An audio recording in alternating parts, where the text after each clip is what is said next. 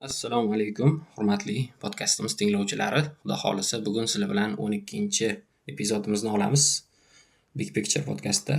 Xo'p, 12ta epizodni hammasini ko'rib kelgan, biz bilan birga yelkama-yelka turgan hammaga rahmat. Xo'p, yangilik bor. 11-epizoddan boshlab YouTube'ga qo'yishni boshladik. Kanalda chiqadi, xudo xolisa. YouTube'dagi nomimiz Big Picture by Ilyos bo'ldi, chunki Big Picture degan podkastlar ko'p ekan. Men o'zim bu narsani bilmagan edim. Shunchaki o'zimga yoqqan nom bo'lgani uchun tanlab qo'ya qoldim. Ko'proq ekan, shuning uchun by Ilyos qo'shib qo'ydik. Shuni qilib qidirsanglar chiqadi YouTube'da. Xo'p, oldingi epizodlarni qidirayotganlar uchun shu podkastda ham, undan oldingi podkastda ham link qoldirganman tagida. Podkast tagida o'sha linkni bosib kirib ko'rib olishingiz mumkin bo'ladi 10 epizodni. Xo'p, bugun 3 ta narsa haqida gaplashamiz. Bugungi birinchi o'rganishimiz kerak bo'lgan narsa margin of safety degan narsa, ya'ni bu xavfsizlikni chegarasi degan narsa haqida o'rganamiz. Bu aqliy model, mentalniy model. Xo'p, bu nimaga kerak? Bu bizni tizimlarimiz qilishi kerak bo'lgan ishlar va bizni tizimlarimiz qila oladigan ishlar o'rtasidagi tafovut, ya'ni farq. Qilish kerak bo'lgan ish va qila oladigan ish. Nima bu desa, misol uchun ko'prik. Juda bir ko'p berilgan ekan shu misol. Shuni o'rganish jarayonida ko'prik misoli. Ko'priklar misol uchun odatda 5 tonna yoki 7 tonna yukni ko'tarishga mo'ljallanadi. Nechidir tonna, balki 10 tonnadir balki. Misol uchun yozilgan bo'ladi, 10 tonnadan oshiq yuk o'tmasin deb aytiladi. Ko'priklarning oldida zinak bo'ladi, ya'ni belgi bo'ladi. O'sha belgida yozib qo'yilgan bo'ladi, 10 tonnadan oshiqcha yuk o'tishi mumkin emas deydi. Lekin o'sha ko'priklar 12 tonnaga ham, 15 tonnaga ham ko'pincha bardoshli bo'ladi. Nimaga desa, bu qurilgan tizim 10 tonna yukka mo'ljallangan aslida, lekin 15 tonna kelib qolsa ham favqulodda mashinalar ko'payib ketib qolishi mumkin, probka bo'lib qolishi mumkin, svetofor ishlamay qolishi mumkin yoki 3 ta 4 ta yuk mashinasi bir paytda mashinaga o'sha yo'lda bo'lib qolishi mumkin, o'sha ko'prik ustida bo'lib qolishi mumkin. Shunaqa holatlar o'z ichiga shunaqa holatlar ehtimoldan yiroqmasligini hisobga olgan holatda u ko'prik yuqoriroq vaznga bardoshli qilib yasaladi.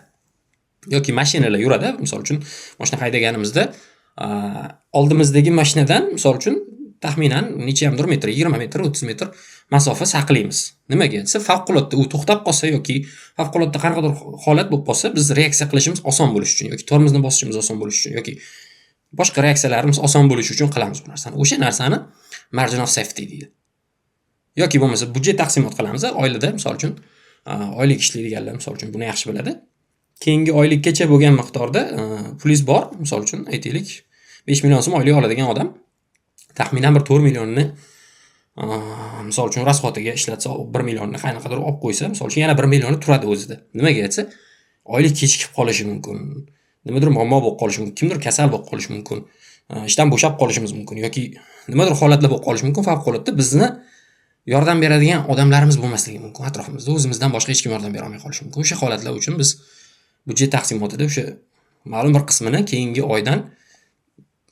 oylik tushadigan paytdan sal o'tkazib qo'yishimiz kerak. O'sha narsa misol uchun o'sha narsani o'zi bilib bilmay qilamiz shu narsani. O'sha margin of safety deyiladi, ya'ni xavfsizlik chegarasi deyiladi. Xo'p, biznesda ham bo'ladi bu narsa. Biznesda xavfsizlik yostiqchasi degan narsa bo'ladi. O'sha narsani men bir paytlar biznes qilganmiz, misol uchun o'quv markazi ochganmiz.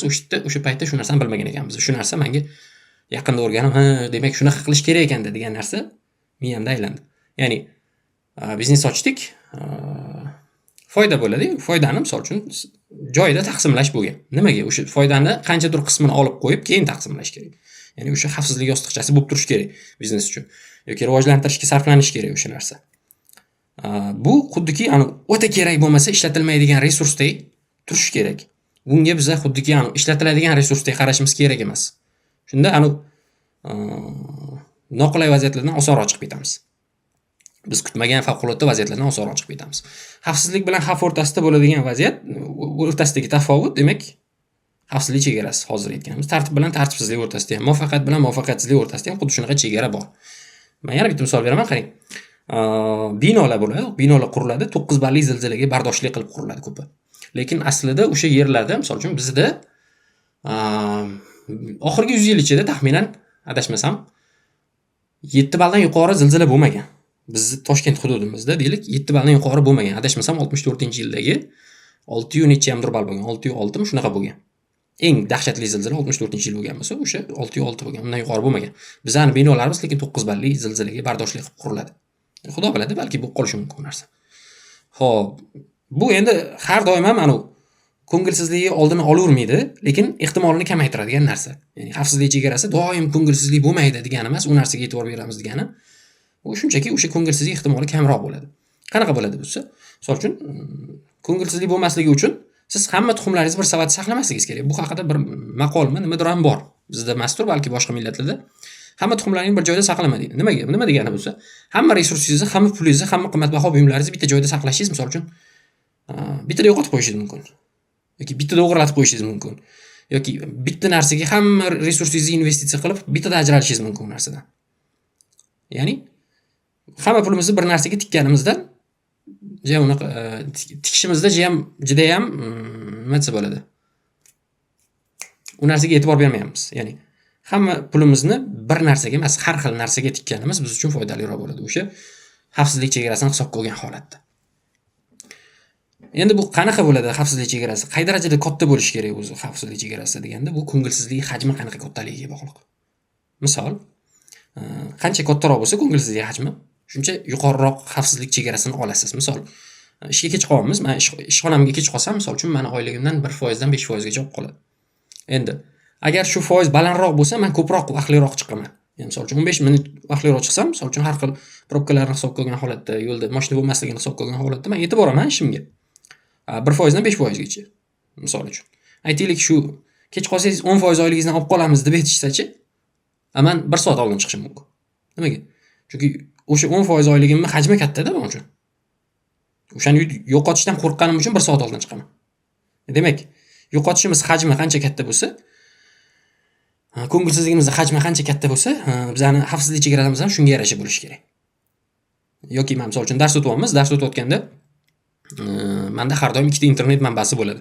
Bittasi uyimizdagi Wi-Fi bo'ladigan bo'lsa, bittasi telefonimning interneti bo'ladi. Nimaga?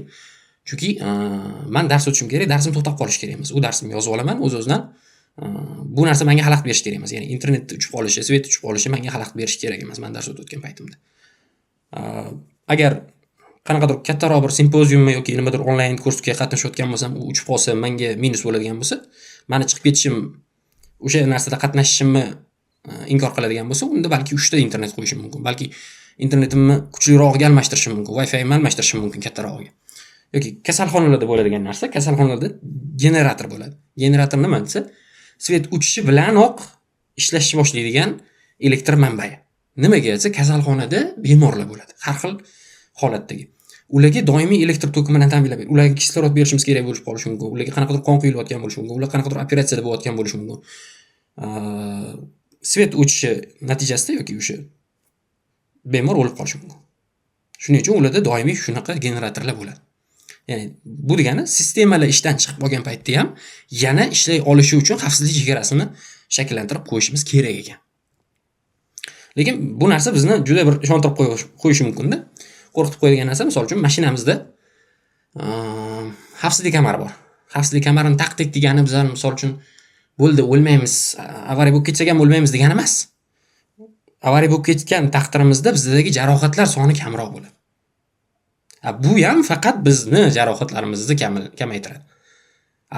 Agar qaysidir piyodani urib yuborsak-chi, piyoda o'lmaydi degani emas. Bu yerdagi shunchaki ehtimoli kamroq bo'ladigan ko'ngilsizlikka yetaklaydi. Ya'ni ehtimolini kamaytiradi. Biz shunchaki riskka yo'qota olmaymiz. Uni shunchaki ehtimolini kamaytirishimiz mumkin faqat. Xo'p. Bu narsa lekin bizni yana bir hozir aytganim ishontirib qo'yishi ham mumkin, o'ta ehtiyotkor qilib qo'yishi ham mumkin.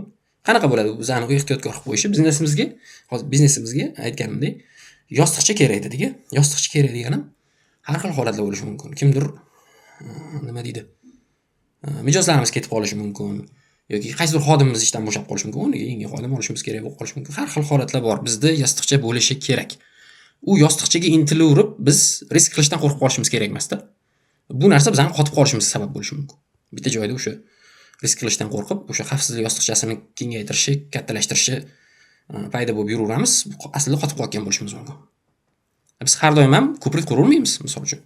Biz har doim ham odam hayotini xavfga solib qo'ymaymiz. O'sha xavfsizlik yostiqchamiz bilan yoki uyda ham byudjet taqsimotida dedik, misol uchun.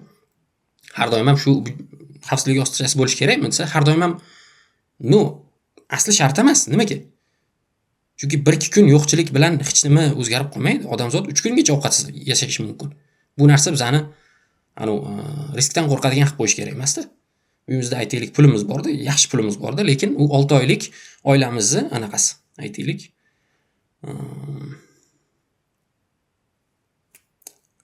xavfsizlik yostiqchasi, ro'zg'or uchun. Lekin bitta biznes boshlasak, shu biznesimiz yurib ketishi ehtimoli bor. O'sha imkoniyatlarni qo'ldan chiqarib qo'yishimiz mumkin demoqchiman. To'g'ri, u narsa ham kerak, xavfsizlik yostiqchasi ham kerak, lekin o'zi hali hech narsamiz yo'q paytda xavfsizlik yostiqchasi qilgandan ko'ra, avval nimagadir erishib, keyin xavfsizlik yostiqcha qilgan yaxshi. Xo'p, yana qanaqa holat desa, xavfsizlik chegarasini tanlashimiz, o'sha narsani bo'lishini tanlashimiz shunchaki riskka, ya'ni o'sha tavakkal deymizmi, o'sha ehtimoliy ko'ngilsizlikni kamrog'ini tanlash bo'ladi. Ya'ni katta risk o'rniga kichikroqni tanlash bo'ladi.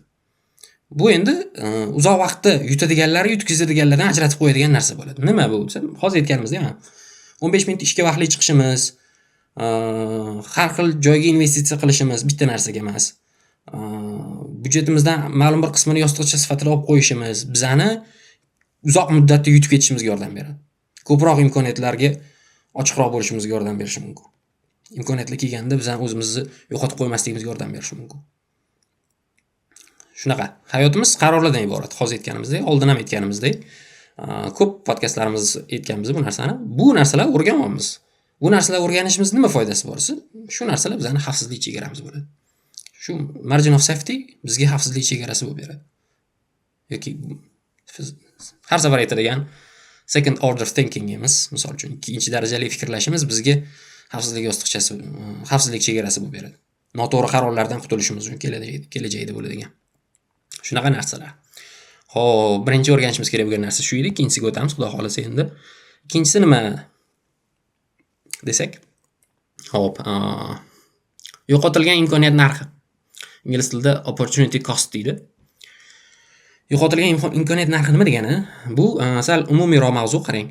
Nimanidir tanlashimiz har doim boshqa nimadandir voz kechishimizda evaziga keladi-da. Demak, nimadan voz kechgan bo'lsak, biz tanlagan narsamizning narxi o'sha. Uyqudan oldin, misol uchun bir rovga Instagramga kirib titkilab chiqamiz.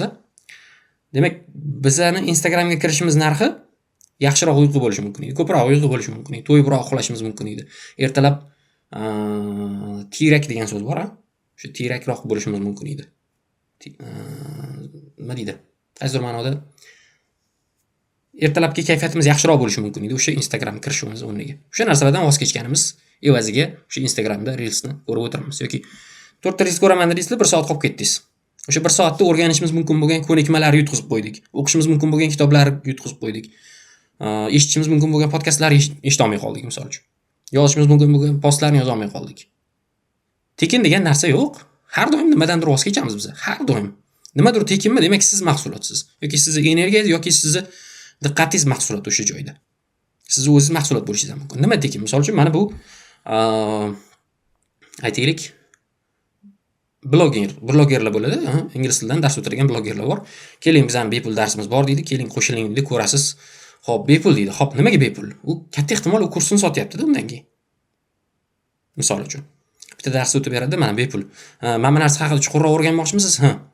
Demak, mana buni ko'rib oling. Yoki o'sha darsni ketkizib olsiz, sizni vaqtingizni oladi u. Balki u darsni yaxshi o'ta olmas. Balki u darsda misol uchun o'zini hayotini gapirib berar, misol uchun dars o'tish o'rniga. Sizni energiyangiz ketyapti, sizni diqqatingiz ketyapti o'sha narsaga. Yoki Reels ko'ramiz, tekinga o'xshab tuyuladi. Tekin emas u. Hech qachon tekin bo'lmaydi. Bizani diqqatimiz rasvo qiladi. Biz umuman diqqat qila olmay qolamiz. Ko'p vaqt Reels ko'raversak, bizning diqqatimiz rasvo. Vaqtimiz uvol bo'ladi. O'sha paytda qilmagan ishlarimiz uvol bo'ladi. O'sha paytda o'rganmagan kitoblarimiz, o'rganmagan narsalarimiz uvol bo'ladi.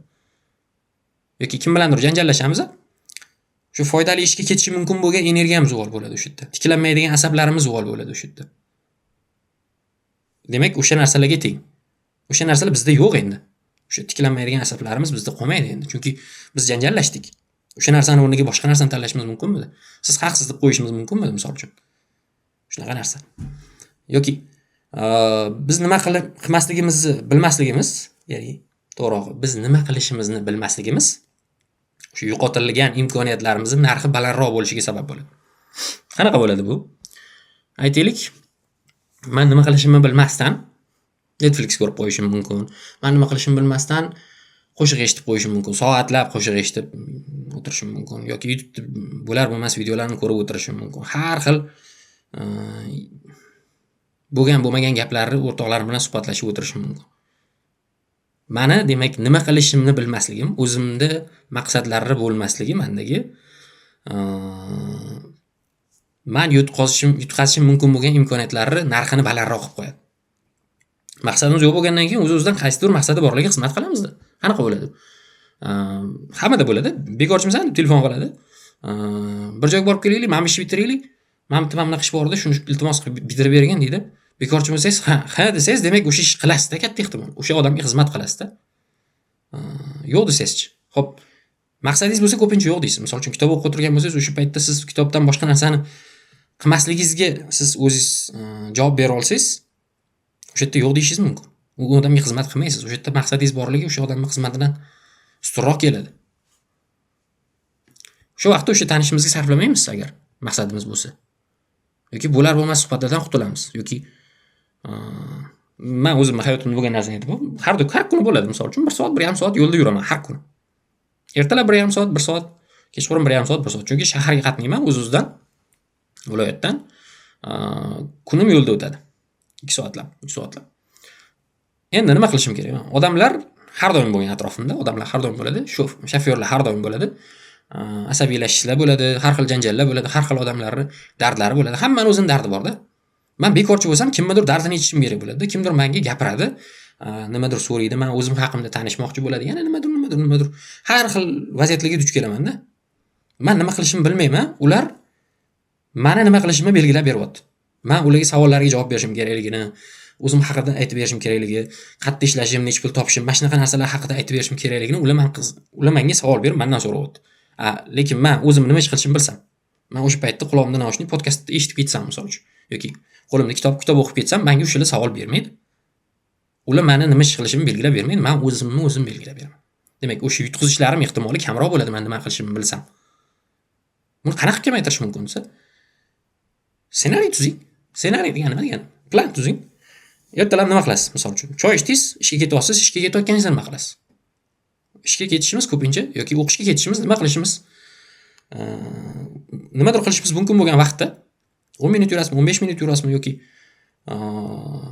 shunchaki mashinaga o'tirib shofyor bilan gaplashib ketasizmi? Uni o'zingiz tanlaysiz-da. Quloqingizda naushnik bilan nimadir eshitib ketasizmi, ma'ruza eshitib ketasizmi, farqi yo'q. Yoki mana shu podkastni eshitib ketishingiz ham mumkin-da. Chunki bu ham reels ko'rganingizdan yoki qaysidir shofyor dardini eshitganingizdan yoki yana boshqa holatlardan asabiylashishlardan yaxshiroq narsada, chunki nimadir o'rganyapsizlar. Kelajak uchun investitsiya bo'lyapti bu. Qachon oilamizga vaqt ajratishimiz, qachon sport bilan shug'ullanishimiz yoki bo'lmasa qachon kitob o'qishimiz, qachon nima qilishimizni bilishimiz, shunchaki plan qilishimiz o'sha narsalardan bizani ozod qiladi. Ya'ni o'sha ehtimoliy yutqizishimiz bo'lgan vaziyatlardan bizani ozod qiladi. O'sha isroflardan xoli bo'lamiz biz. Imkoniyatlar isrof bo'lishidan. O'z-o'zidan plan qilmaganimizdan keyin hamma narsani narxi bir xil yuraveradi. Plan qilmadingiz, o'sha keraksiz suhbatni yo'qotayotgan vaqtingiz ham barib o'tadi-ku deysiz. Kim bilandir gaplashib o'tiribsiz, barib o'tadi-ku o'sha vaqtim deysiz. Lekin o'sha vaqt agar siz plan qilganingizda yaxshiroq narsaga sabab bo'lish mumkinligini bilardingiz. Plan qilmaganingiz uchun sizga narxi bir xildek tuyulaveradi. Kitob o'qisam ham o'sha vaqtim o'tardi, Instagram ko'rsam ham o'sha vaqtim o'tardi, shu bola bilan gaplashsam ham o'sha vaqtim o'tardi deb qaraysiz. Lekin kitob o'qisangiz, siz keyinchalik juda katta foyda olishingiz mumkin. Keyinchalik ham shu qaror sizga foyda olib keladi. Bu hozirgi aytilgan gapim balki shu podkastlarimiz ichida shu 12 ta podkast olgan bo'lsa, shularning ichida eng yaxshi gap bo'lishi mumkin. Eng yaxshi gap, men o'zim bilganlarim ichida eng yaxshi gap. Har bir daqiqamiz kelajagimizni yo oson qiladigan payt yoki qiyin qiladigan payt. Uni biz tanlaymiz. Nima ish qilishimizga qarab. Hozir men podkast olyapman, kelajagimni oson qilish uchun tayyorgarlik ko'ryapman. Hozir men demak Reels ko'ryapman, kelajagimda qaysidir holatlarda men bilmasligimga tayyorlanyapman. Kelajakda qaysidir holatlarda men qiynalishimga tayyorgarlik ko'ryapman. Yaqinda aytdik, plan qilmaslik demak yiqilishga plan qilishlik. Muvaffaqiyatsizlikka bo'lgan plan qilmaslik. Shu gapni aytdim yaqin. Bu gap balki undan ham kuchliroq gap bo'ldi. Men bilishimcha shunaqa. Har bir daqiqamiz, qaytaraman, kelajagimizni yo osonlashtiradigan qaror yoki qiyinlashtiradigan qarorlar uchun fursat. Tizim qilishimiz shu narsani oson qiladi.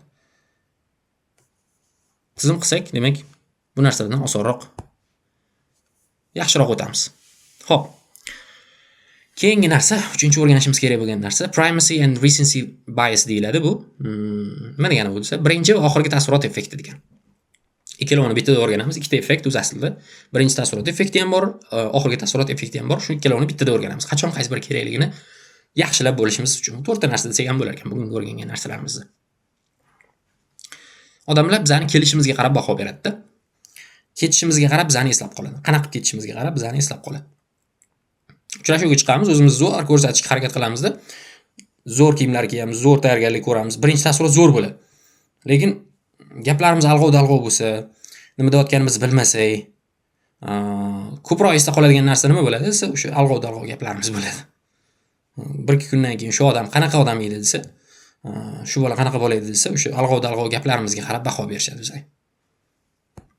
Kelgan mashinamizga emas, yana nimalarga durmasda bizni gap so'zlarimiz bizani haqimizdagi taassurotlarga ta'sir qilib qo'yishi mumkin.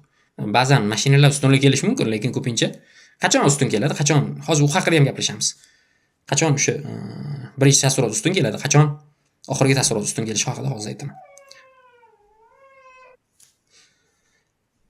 Xo'p, savol bor, qarang.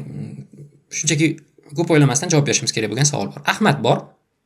Ahmadni fazilatlarini aytaman. Aqlli, mulohazali, mehnatkash, tanqidiy fikrlaydigan, qizg'anchiq va o'jar. Endi Toshmat ham bor. Toshmat fazilatlari, demak, o'jar, qizg'anchiq, tanqidiy fikrlaydigan, mehnatkash, mulohazali va aqlli. Endi siz qaysi bir odam bilan liftda qamalib qolgan bo'lardingiz desa, siz balki boshqasini tanlashingiz mumkin hozirgi holatda. Balki bu narsani o'tayotganimiz uchun, bu narsani tushuntirayotganim uchun ko'pchilik Ahmad bilan birga bo'lishni tanlar ekan. Nimaga desa, Ahmad haqida birinchi taassurot nima bo'ldi desa, aqlli degan gapni aytdik Ahmad haqida. Toshmat haqida aytsa, o'jardan boshladik-da biz. Aslida hammasini Ahmadda ham, Toshmatda ham fazilatlari bir xil. Shunchaki Ahmad haqida yaxshi fazilatlar bilan boshladik-da. Shuning uchun shu odamni ko'proq tanlashar ekan odamlar. Nimaga desa, chunki joyida qaror qilishimiz kerak-da. Bir narsa haqida, demak, shu joyida qaror qilishimiz, ya'ni tezkor qaror qilishimizga bizni birinchi taassurotlarimiz qarorimizga juda katta ta'sir qiladi. Bir narsa haqida vaqtlar o'tib, biroz vaqt o'tib, bir necha kunlar o'tib deymizmi, keyinroq qaror qilishimiz, qancha kechroq qaror qilsak, biz oxirgi taassurotga qarab qaror qilishimiz ehtimoli yuqori bo'ladi. Shekalamiz boshida ko'rsatgan xulqimizga qarab turib, bizga baho berishadi. Biz mas'uliyat ko'rsatgan bo'lsak, mas'uliyatli deydi, aqlliroq ko'rsatgan bo'lsak, demak, aqlli odam ekan, ko'p narsani bilar ekan deydi. Maqtanamiz nimalarimizdir borligi bilan, demak, boy odam ekan deb o'ylashi mumkin. Ish davomida biz o'zimiz aslida qandayligimizni ko'rsatib qo'yamiz. Ishdan bo'shayotganimizda agar janjal bilan ketadigan bo'lsak, aslida qanaqaligimiz ham qiziq emas o'sha. Janjal bilan ketadigan bo'lsak, bizni aslida qandayligimiz muhim bo'lmay qoladi. Aslida yaxshi odam bo'lib turib, oxirida janjal bilan ketsak, demak, bu yomon odam sifatida, o'sha janjalkash odam sifatida eslanamiz keyinchalik. Aslida bu yoqda o'rtacha ishlab, yaxshi holatda ketsak, biz yaxshi odam sifatida eslanishimiz mumkin. Bosh qiziqarli kitoblardan ko'ra, oxiri qiziqarli kitoblar ko'proq esda qoladi-da. Yoki hasharga borasiz, hasharda o'zingizdan bilasiz, hamma yig'iladi. Kechgacha ish bo'ladi, qarashasiz, shunchaki qarashasiz. Oxirida shunchaki rahmat deb aytiladi. Hech narsa deyilmaydi boshqa. Qachondir siz hashar qilsangiz, o'shanga kelishi mumkin. Qilmasangiz kelmaydi. O'z holicha yordam bergan kelmaydi lekin. Qarang, hasharda boshida borasizda, soat misol uchun 9 da boshlansa, abetga soat 1 gacha zo'r ish qildingizda, soat 4 da hashar tugaydi. Lekin 4 dagi tugashiga siz qolmadingizda, o'z-o'zidan siz hasharga qatnashmagan odam sifatida eslanmaysiz. Siz undan keyin hasharga qatnashganingiz sifatida birov eslamaydi. Chunki oxirida yo'q edingiz. Men o'zim boshimdan o'tkazgan narsalar edi. Hasharda, demak, boshida qatnashib oxirida yo'q bo'lsangiz, o'sha ovqatlanadigan paytda yo'q bo'lsangiz, bo'ldi siz yo'qsiz. Hasharda qatnashmadingiz hisob. Oxirida 2 soatda kelib qarashib o'rgan, oxirgi ovqatda o'tirgan odam qaytaga qarashganligi haqida eslanishi ko'proq bo'ladi. Yoki Biz Reels ko'ramiz. Reelslarda boshida qiziqtiruvchi hook bo'ladi. Hook degani shu ilgakda, endi sodda qilib aytadigan bo'lsak, bizani ilib oladigan, bizani diqqatimizni ilib oladigan nimadir qiziqarli gap bilan boshlaydi, oxirigacha ko'rib qo'yamiz, bilmay qolamiz. Kinolar boshida bitta qahramon otib o'ldirib qo'yadi, o'zimiz bilmaymiz, oxirigacha ko'rib qo'yamiz. Yaxshi kino ekan, boshida bu nimadir bo'ldi, qara kimnidir o'ldirib qo'ydi deymiz, ko'rib qo'yamiz oxirigacha. Yoki o'zimning holatimda bo'lgan, yaxshi o'qigan o'quvchilarim bor, o'qish davomida yaxshi o'qigan o'quvchilarim bor. Lekin uncha yaxshi o'qimagan o'quvchilarim ham bor. Ana uncha yaxshi o'qimagan o'quvchilarim undan keyin ham mendan maslahat so'raganda, o'shalar ko'proq qadrlayroq menga nimagadir. Yaxshi o'qigan o'quvchilarim keyin ana maslahat so'ramasdan shunchaki yo'q bo'lib ketgan o'quvchilarimdan ko'ra, ya'ni yaxshi o'qib yo'q bo'lib ketgan o'quvchilarim o'rtacha o'qib keyin maslahat so'ragan o'quvchilarimdan ko'ra qadrsizroq. O'rtacha o'qib turib, undan keyin ham taassurotlariga ishlagan odamlar har xil menga yaqinroq bo'lishga, meni har xil bayramlarda tabriklagan deymizmi, shunchaki eslab qo'ygan deymizmi, ko'chada ko'rsa salom bergan o'quvchilarimiz men uchun qadrliroq. Shunchaki yo'q bo'lib ketganlardan ko'ra. Zo'r o'qigan bo'lsa ham qizig'i yo'q. Biz oxirgi taassurotga qarab hukm qilamiz. Xo'p, zo'r qilingan to'yni birov eslamaydi. Lekin o'rnak olsa bo'ladigan turmushni, hayotni ko'pchilik eslab qoladi. Zo'r oila edi. Misol uchun yaqinda bir odam o'tdi. Zo'r to'y qilganligi haqida aytilmadi. Janozasini o'qiymiz, zo'r to'y qilganligi haqida aytilmayapti. Zo'r oila boshqarganligi, farzandlarini zo'r qilib tarbiyalaganligi, jamiyatga o'rnak oladigan bir turmush qurganligi haqida eslashyapti. Zo'r to'y qilganligi haqida eslamayapti. Qaysidir to'yxonani qilganligi, kimnidir chaqirganligi haqida hech kim eslamaydi. Chunki boshda qilingan narsada, oxirgi qilingan narsa nima? Desa, turmush, yaxshi turmush esda qoladi. Demak, hozir aytgan narsamiz, biz tezkor qarorlar qiladigan bo'lsak, birinchi taassurotda dastlabki bizani miyamizda qolgan taassurotlar bizani qarorimizga ta'sir qiladi. Kechiktirilgan qarorlar bo'lsa-chi, kechiktirilgan qarorlarga so'nggi taassurotlar sabab bo'ladi. Ya'ni so'nggi taassurotlar ustiga quriladi kechiktirilgan qarorlar. Yaxshi hikoya yozib, yomon yakun bilan buzib qo'yishimiz mumkin. Yaqinda bir postda o'qigandim. Bir serial edi. Taxtlar o'yinini so'nggi fasli yaxshi chiqmaganligi haqida bir, ya'ni yakunimiz go'zal bo'lmaganligi hisobiga bu yoqdagi go'zal ishlarimizni ham yuvib ketishimiz mumkin. Yaxshi yakun demak, o'rtacha hikoyani ham zo'r qilib yuborishi mumkin. Yomon yakun yaxshi hikoyani ham rasvo qilishi mumkin. Xo'p, bugungi o'rganishimiz kerak bo'lgan narsalar shu edi. Ozgina kamchiliklar bo'ldi. Tushunmagan narsalaringiz bo'lsa yozib yuboringlar iltimos. Endi bu yog'iga YouTube'da biz iltimos, agar nimadir tushunsanglar, nimadir o'rgansanglar, shu narsani yozib qoldirsanglar kommentariyada yoki yoqqan bo'lsa shunchaki like tugmasini yozib ketsanglar, kimgadir ulashib qo'ysanglar, xursand bo'lamiz. Xo'p. Rahmat hammaga e'tiboringlar uchun. Charchamanglar.